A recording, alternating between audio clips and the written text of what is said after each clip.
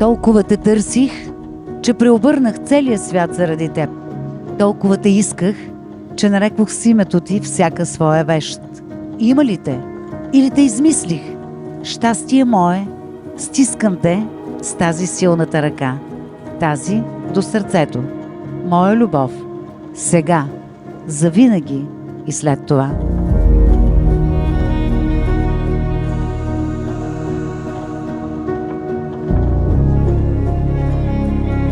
Скъпи младоженци, скъпи мои приятели, днес е първият ви семейен празник. Тържество на любовта, хармонията и доверието между вас. Благословен да е домът, който ще изградите.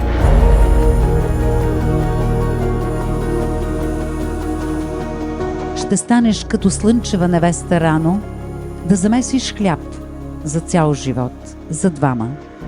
Знаеш ли да почнеш слънчевата плетка, дето две съдби в една съплита?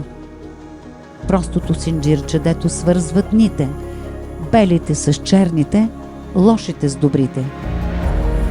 Можеш ли да разчупиш в дни горчиви медна питка, да прегрееш стари жалби, да замрежеш стари грешки? Ами прошката, за нея ще ти трябва бабиното сито, да отсееш тихи думи, като златно жито, а кантар не трябва. Най-добре се мери на сърце и с обич.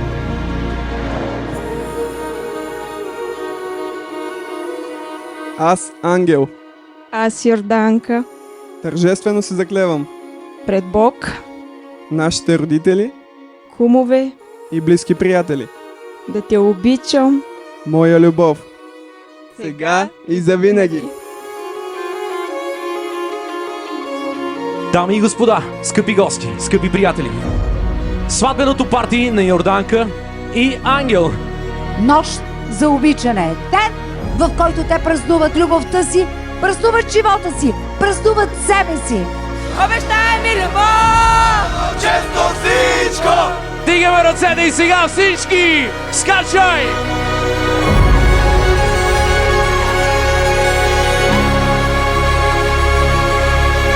Живота не се изразява в пари и богатство, а в скъпоценните мигове, прекарани с любимия човек.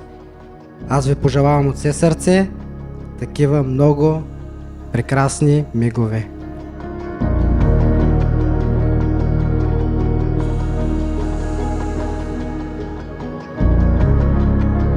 Бъдете винаги заедно.